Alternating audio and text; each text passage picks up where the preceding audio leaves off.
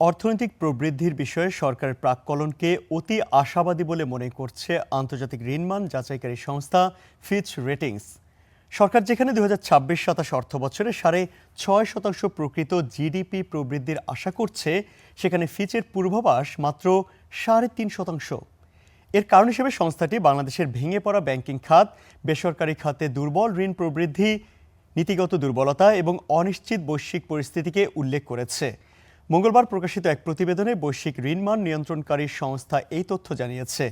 ফিচ বলছে, রাজস্ব আদায় ব্যবস্থার সঠিক বাস্তবায়নই হবে আগামী অর্থবছরের প্রধান আর্থিক চ্যালেঞ্জ। তবে আগামী অর্থবছরের প্রস্তাবিত বাজেটে ঘোষিত রাজস্ব লক্ষ্যমাত্রা অর্জন করা বেশ চ্যালেঞ্জিং হবে বলে মনে করে সংস্থাটি।